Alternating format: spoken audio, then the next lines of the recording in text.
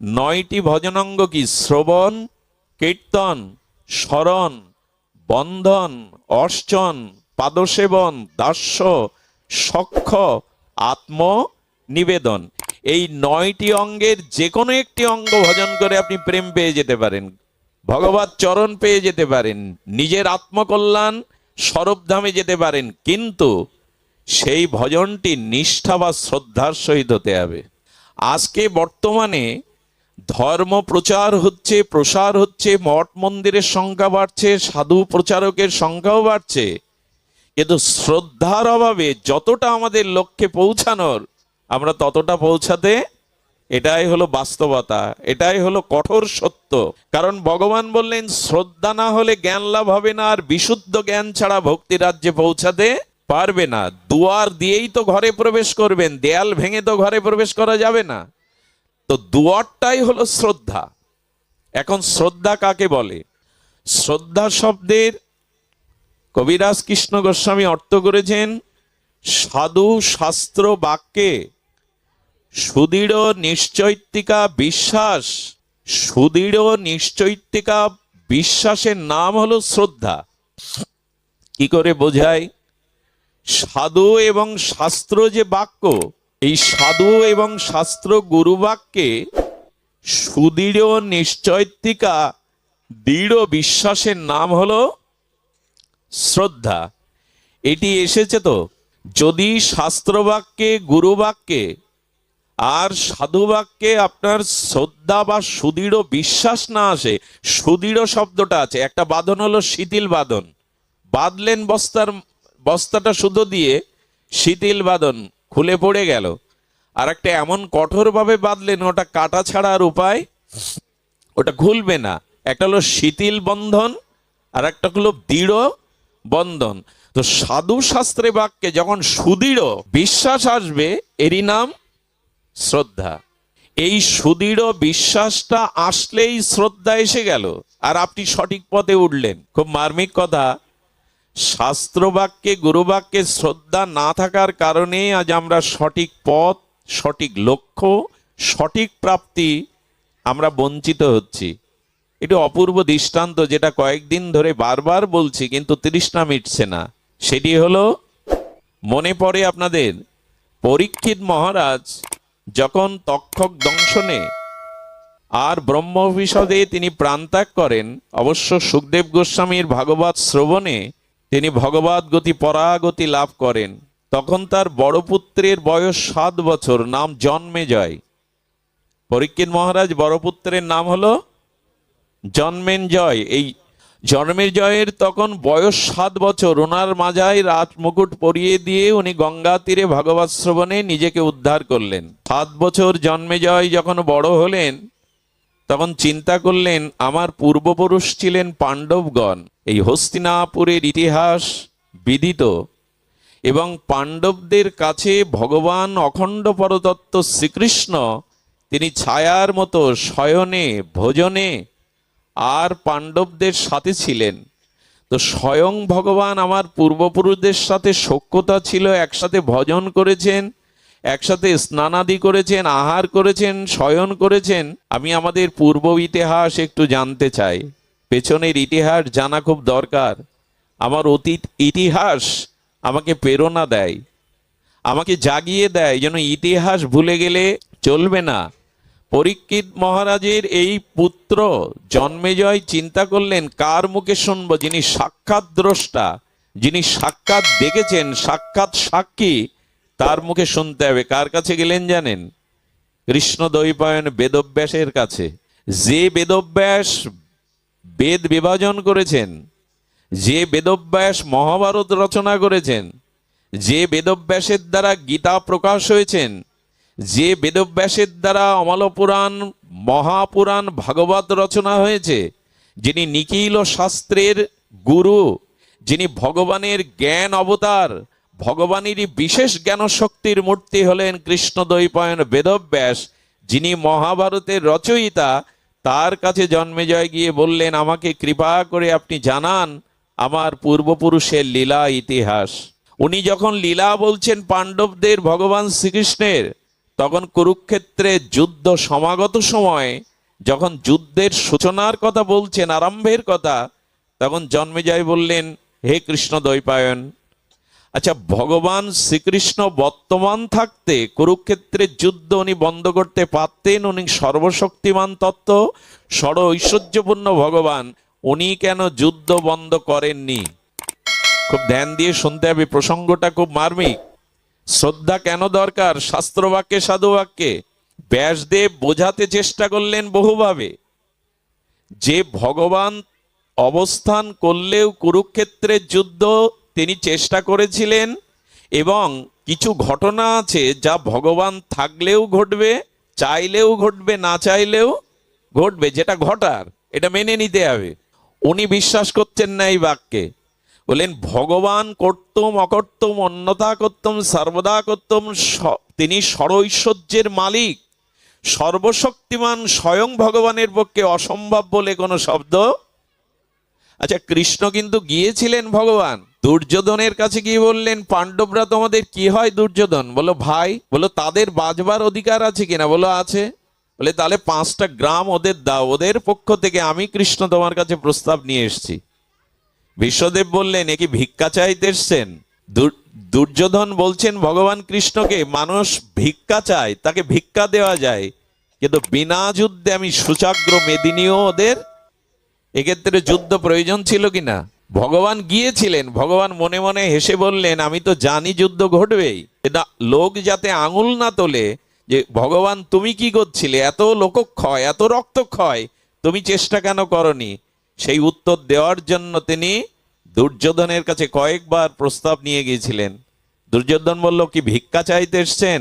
বন্দি করতে গেলেন শ্রীকৃষ্ণকে, ওই রাত্রেই বিদুরের বাড়ি খুদকুড়ো খেয়েই ছিলেন রাত্রিটা, সিংহাসনে বসেননি, ওনার 56 ব্যঞ্জনও পাননি।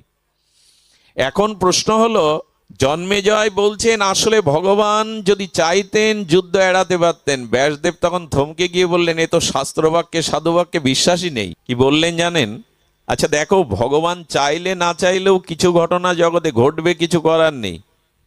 যখন বিশ্বাসই আসলো না সাধুবাক্য শাস্ত্রবাক্য, তখন বললেন, তোমার 5 বছর পর একটা ঘটনা ঘটবে জীবনে, শুনে নাও, দেখো এড়াতে পারো কিনা। ব্যাসদেব বললেন, 5 বছর পরে তুমি ঘোড়ায় উঠবে না, আমি জানি, তবু তুমি ঘোড়ায় উঠবে। যদি ঘোড়ায় ওঠো একান্তই, তবে সাদা ঘোড়ায় উঠবে না, আমি জানি, তবু উঠবে। সাদা ঘোড়ায় যদি ওঠো তবে উত্তর দিকে যাবে না, তবু জানি তুমি উত্তর দিকেই যাবে। উত্তর দিকে যদি যাও শিকারের উদ্দেশ্যে, কোনো সরোবরের পাশে বসবে না, আমি জানি তুমি বসবে। যদি সরোবরের পাশে বসো তো সরোবরের কূলে এক অশ্বরসম যুবতী সুন্দরী থাকবে, তার প্রতি তুমি আসক্তি হবে না, আমি জানি তোমার আসক্তি আসবে। আচ্ছা আসক্তি যদিও আসুক, তবু তাকে বিবাহ করবে না, আমি জানি তুমি তাকে বিবাহ করবে। যদি তাকে বিবাহ করো একান্তই, তবে তার কথা মতো কোনো ব্রাহ্মণকে হত্যা করবে না, আমি জানি তুমি হত্যা করবে। আর ব্রাহ্মণ হত্যার সাথে সাথে ব্রাহ্মণ হত্যার পাবে তোমার কুষ্ঠ হয়ে তুমি মারা যাবে। দেখো ঠেকাতে পারো কিনা। শাস্ত্রবাক্যে শ্রদ্ধা না আসার পরিণাম দেখুন। জন্মেজয় বললেন, ঘোড়ায় উঠলে তো সমস্যা শুরু, আজ থেকে ঘোড়ায় চড়াই ছেড়ে দেবো।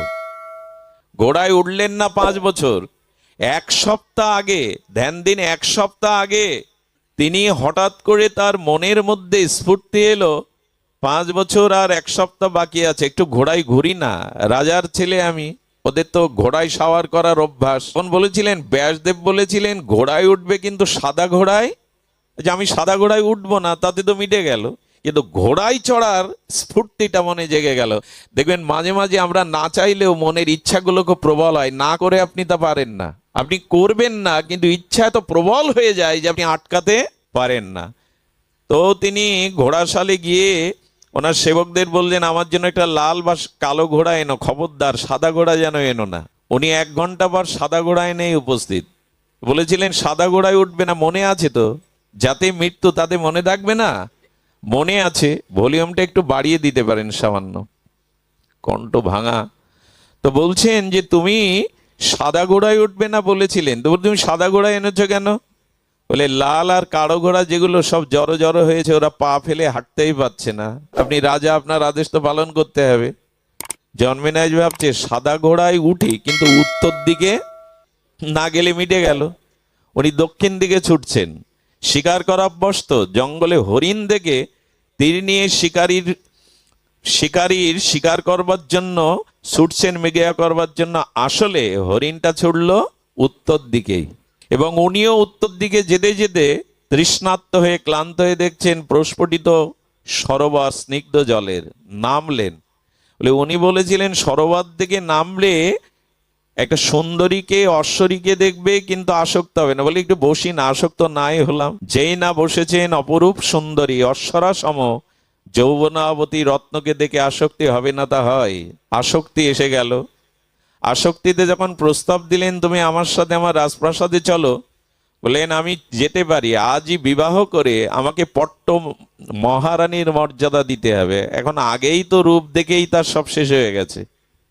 দেখুন, একটা পুরুষ তার বীর বিক্রমে বীর্য বিক্রমে একটা রাজ্য দখল করতে পারে অস্ত্র হাতে, অথচ যদি তার প্রকৃতির প্রতি কামনা থাকে, কাম থাকে, তবে রাতের অন্ধকারে সে একটা নারীর লাথিও খায়। এই জন্য গোস্বামী বললেন কাম জয় করাই হলো বীরত্ব, বাহুবলে রাজ্য জয় করাটা বীরত্ব নয়। তো ওই রমণীর মোহে রূপে উনি মোহিত হয়ে বললেন আজই বিবাহ করব, কিন্তু আমার সাথে চলো। উনি ঘোড়ায় নিয়ে রাজপ্রাসাদে আসার পরে বললেন আমি প্রাসাদে ঢুকতে পারি এই মুহূর্তে, বিবাহ করে তবে মর্যাদা দিয়ে ভেতরে এই মোহগ্রস্ত হলে যা হয় পুরুষের। ব্রাহ্মণের সন্ধান দিলেন রাজপুরোহিত। রাজপুরোহিত প্রচারে গেছেন, ওনার ছেলে আছে, তিনি তেমন যথাযোগ্য বেদজ্ঞ নন। বলে এর দ্বারাই হবে। বিবাহের মন্ত্র পড়িয়ে মাল্যদান হলো। মাল্যদানের পরে যখন দক্ষিণা দিয়ে ব্রাহ্মণ প্রণাম করতে যাবে, খুব লক্ষ্য করুন, প্রণাম করতে গিয়ে এই সুন্দরীর গায়ের কাপড় বাতাসে উড়ে গেছে, আর তার উদ্দীপ্ত জ্যোতির্ময় যৌবন দেখে এই ব্রাহ্মণ কুমার মোহিত হয়ে হেসে উঠেছেন, লালায়িত দৃষ্টি দিয়ে তাকিয়েছেন। তখনই এই সুন্দরী বলছেন তোমার বিবাহিত স্ত্রী আমি, তোমার স্ত্রীর যৌবন দেখে কেউ হাসবে, কামাক্ত হবে, তুমি রাজা তাকে ছেড়ে দেবে? ওর ভিতরে এই ক্রোধ জাগিয়ে দিলেই মাথাটা কেটে দিলেন। কুষ্ঠ দেখা দিল পরের দিনই। চেয়েছিলেন এটা জন্মেজয় একটু সতর্ক হন। এই যে ভগবানের বাণী, গুরুদেবের বাণী, এগুলোতে যদি দৃঢ় বিশ্বাস না আসে, পরিণাম যেই তার দৃষ্টান্ত দেয়া হচ্ছে।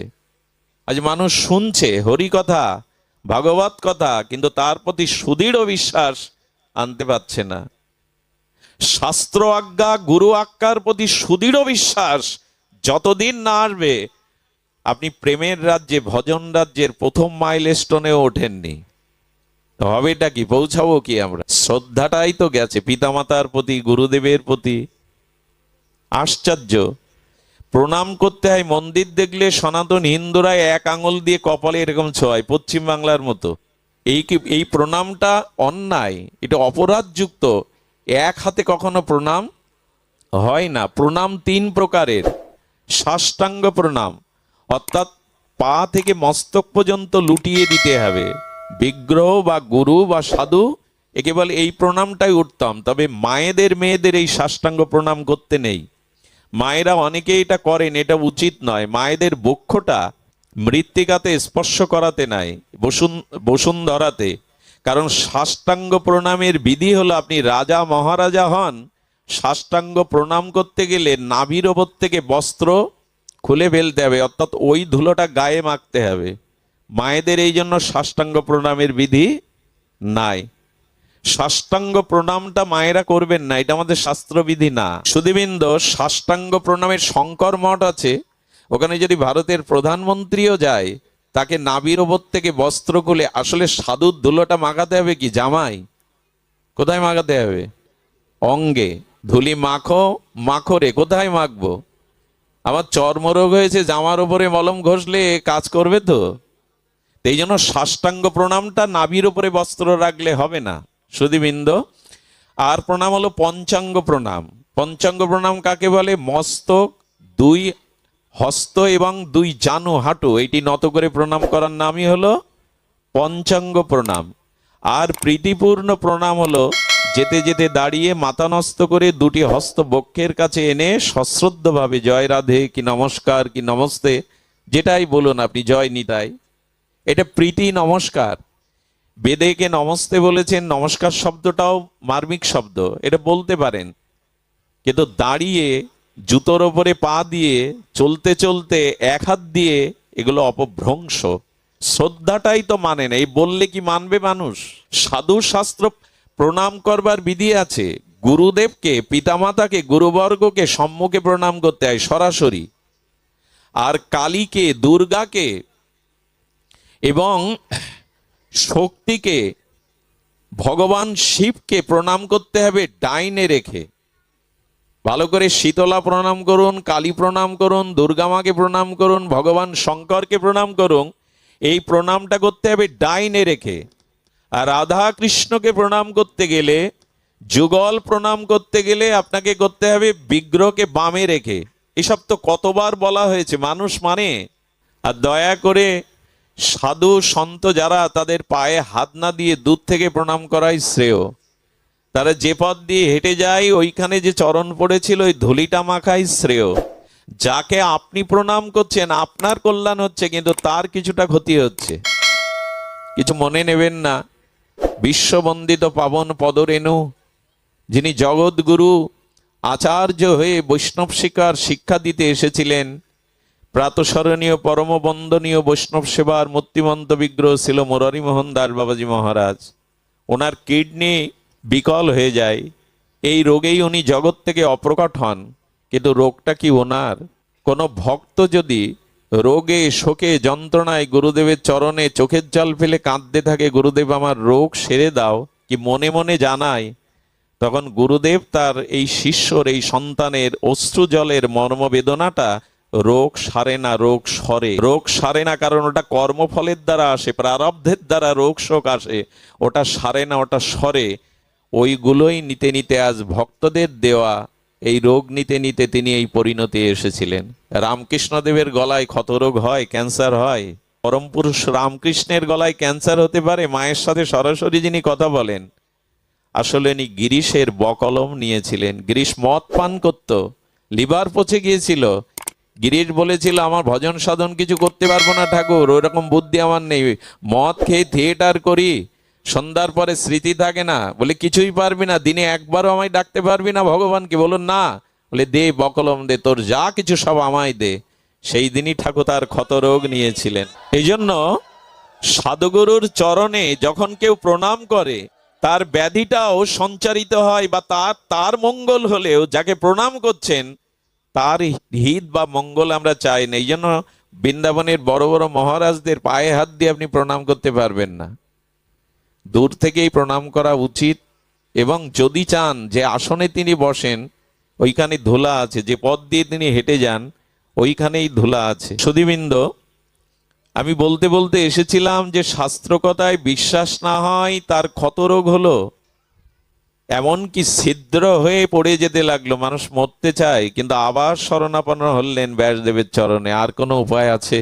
আমার বিশ্বাস হয়েছে যে ভগবান চেয়েছিলেন, তবু কুরুক্ষেত্র হওয়ার ছিল, কারণ আমি সতর্ক ছিলাম, কিন্তু আমার এটা হয়ে গেল। আমি এবার বিশ্বাস করছি যে না, কুরুক্ষেত্র যুদ্ধ হওয়ার ছিল। আমার বাঁচবার উপায় বলুন। বলেন উপায় একটাই, আপনাদের ওই মার্মিক কথা জানায়। বলেন বৈশাপান ঋষির কাছে গিয়ে তুমি মহাভারত শোনো, কৃষ্ণ লীলা শোনো, ভাগবত কথা যদি সাধুমুখে শোনো, এই ব্যাধি থেকে তুমি মুক্ত হতে পারবে। যে কথায় অশ্রদ্ধা এসছে তা যদি শুনতে পারো, আমি নিবেদন করি হরি কথাতে যদি আপনাদের শ্রদ্ধা হয়, আরে গোকর্ণ উপাখ্যানে, আমাদের ভাগবতের মহিমায় গোকর্ণ উপাখ্যানে আর 85 পর্যন্ত প্রেতাত্মা পর্যন্ত উদ্ধার হয়ে গেল 7 দিনে ভাগবত শ্রবণে। হেন পাপ নেই করেনি, যার আত্মার কল্যাণ হয়নি, যিনি 85 বৎ হয়ে প্রেতাত্মা হয়ে ঘুরছিলেন, 7 দিনে গোকর্ণ মুখে ভাগবত শ্রবণ করে তার আত্মা উদ্ধার হয়ে গেল। ভাগবত আমাদের হৃদয় পিশাচিও দূর করে, অভদ্রতা দূর করে, অনন্ত জন্মের ভোগবাসনা দূর করে। এই জন্য পরিপূর্ণ শ্রদ্ধা রেখে হরিকথা সাধুমুখে শ্রবণ করো, এটাই উপায়। একমাত্র কল্যাণের উপায় এটাই বলে দিলেন, যাও বৈশাপন ঋষির কাছে গিয়ে এই কৃষ্ণ কথা শোনো। কিন্তু আবার সতর্ক করলেন, সতর্ক তো আমরা হই না, আবার সতর্ক করলেন, এবার যদি লীলা শুনতে শুনতে আবার সন্দেহ হয়, তাহলে যে লীলাগুলিতে যে হরিকথাগুলোকে তোমার বিশ্বাস বা শ্রদ্ধা আসবে ততোধিক এক একটা করে ক্ষত সরে যাবে, নিরাময় হয়ে যাবে। কিন্তু যে লীলাতে বিশ্বাস হবে না ওটি সারবে না, ওর দ্বারাই তোমার মৃত্যু ডেকে আনবে। তুমি এটা বলে দিলে শ্রদ্ধা তো আসেই। উনি বৈষ্ণবপান ঋষির কাছে শুনতে শুনতে যখন শুনলেন, শুনবে জন্মে যায়, তোমার পূর্বপুরুষ পঞ্চপাণ্ডবদের মধ্যে দ্বিতীয় ভীমসেনের গায়ে ঈশ্বর প্রদত্ত কেমন বল ছিল জানো? বলে কেমন? বলে ভীম যদি ঈশ্বর প্রদত্ত বলের দ্বারা হাতে করে একটা হাতিকে শূন্যে ঘুরিয়ে ছুড়িয়ে দিতেন তো সেটা সৌরমণ্ডলে স্যাটেলাইটের মতো ঘুরতো, এমন বল ছিল ভীমের গায়ে। উনি হেসে উঠে বললেন আদৌ এটা সম্ভব না। আবার অবিশ্বাস এলো, বললেন ভীমের শ্রীঅঙ্গে ভগবত প্রদত্ত এমন বল ছিল যে উনি হস্তিটাকে যদি শূন্যে উঠে ঘুরিয়ে ছুড়িয়ে দিতেন স্যাটেলাইটের মতো উপরে ঘুরতো। উনি বললেন এ আমার বিশ্বাস হয় না, আমার পূর্বপুরুষ ভীমসেনের গায়ে এই বল। বৈশাবন বললেন কিছু করার নেই, হরিকথাতে যদি লীলাতে বিশ্বাস না আসে, সেই ক্ষতটাই সারেনি, তাতেই জন্মেজয়ের মৃত্যু হলো। দয়া করে যখন ভাগবত শ্রবণ করবেন এর প্রতিটি বাক্য, এর প্রতিটি অক্ষর যে চির শাশ্বত সত্য, এটি দৃঢ় বিশ্বাস করে নিয়ে যান। এই বিশ্বাস এলেই আপনার জীবনে মঙ্গল ঘটবে, কল্যাণ ঘটবে। সুধীবৃন্দ, শুধু বিশ্বাসটুকু চাই। রাম বলতে পারছে না, মরা বলছে, তাতেও ব্রহ্মাজি বলে দিলেন মরাই বলো। এই মরাতেই বিশ্বাস এলে মরা বলতে বলতেই রাম হবে, আর তাতেই তোমার কল্যাণ হবে। মরা বললে রাম হয়, কিন্তু বিশ্বাসটি ছিল এটাই ভগবানের নাম, এই বলতে বলতেই তার শ্রদ্ধা এলো। আমি প্রথম মাইলস্টোন বলেছি কি? শ্রদ্ধা, আদৌ শ্রদ্ধা। এটি ফিরিয়ে আনুন। বক্তার প্রতি যদি শ্রদ্ধা না থাকে সে বক্তার আলোচনা শুনে আপনার কাজ হবে না। শাস্ত্রের বাক্যের প্রতি যদি আপনার এই আষাঢ়ে গল্প, যুক্তিবাদী মন আর বিশেষ করে দীনকৃষ্ণর মতো যারা এখন উদয় হয়েছে তাদের কীর্তনাদি শুনলে, ভাগবত শুনলে মনে হয় সব আষাঢ়ে গল্প। আজকের দিন তো যুক্তিতর্কের দিন, কিন্তু সব কিছুতে যুক্তিতর্ক আনা যায় না। আচ্ছা আমি গিয়ে বলছি আমার খুব ক্ষুধা লেগেছে, খেতে দিন, খুব ধ্যান দিন, সবকিছু যুক্তিতর্ক দিয়ে আপনি বোঝাতে পারবেন না। এখন যিনি দাতা, অন্নদাতা, তিনি বলছেন ক্ষুধাটাকে দেখাও, ক্ষুধাটাকে প্রমাণ করো, তারপরে আমি তোমায় খেতে দেব। চোখ মুখ অবাক হয়ে আসছে, পেটটা কোগড়ে যাচ্ছে, এতে প্রমাণ হয় ক্ষুধা পেয়েছে? এতে ক্ষুধা দেখানো যায়? আরে একজন তার্কিক বলছে ভগবান আছে, যদি দেখাও বিশ্বাস করতে পারি। তখন উনি বলছেন ভগবান আছে দেখালে তুমি বিশ্বাস করবে। সুধীজন, আগে আমরা ফল চাইছি পরে বৃক্ষ চাইছি, এটা হবে তো? আগে ফল চাইছি তারপরে বৃক্ষ চাইছি, এটা হবে না। বৃক্ষ থেকেই ফল হবে। সুধীবৃন্দ, এই জন্য শাস্ত্র বলছেন যে তিনি বলছেন ভগবান দেখাও তবে ভগবানে বিশ্বাস করব। ওই যুক্তিকে খণ্ডন করবার জন্য উনিও বুদ্ধিমান। উনি বললেন আপনি কখনো স্বপ্ন দেখেন? বলে কাল রাত্রেই দেখেছি। বলে ওই স্বপ্নটা আমাকে দেখান, আমি ভগবান আপনাকে দেখাবো। স্বপ্ন দেখাতে পারবেন আপনি কাউকে যে স্বপ্ন আপনি দেখেছেন? কিছু জিনিসের আছে যুক্তিতর্কের মধ্যে যাবেন না, কুতর্ক গর্তে পড়লে আর পা ভেঙে যাবে, উঠতে পারবেন না। এখন তো চারিদিকেই এইসব আষাঢ়ে গল্প বলা হচ্ছে, মহাভারত, পুরাণ, রামায়ণ। কিন্তু জানেন ইন্দোনেশিয়ার মতো রাষ্ট্রে রামায়ণকে তারা জাতীয় পুস্তক হিসাবে স্বীকৃতি দিচ্ছে। সৌদি আরব চিন্তা করছে যে মহাভারতকে তাদের পাঠ্যপুস্তকে আনা যায় কিনা। এত রাজনৈতিক প্রজ্ঞা মহাভারতে, এত ইতিহাস, আমরা হিন্দুরা এটাকে আষাঢ়ে গল্প বানিয়ে রেখেছি।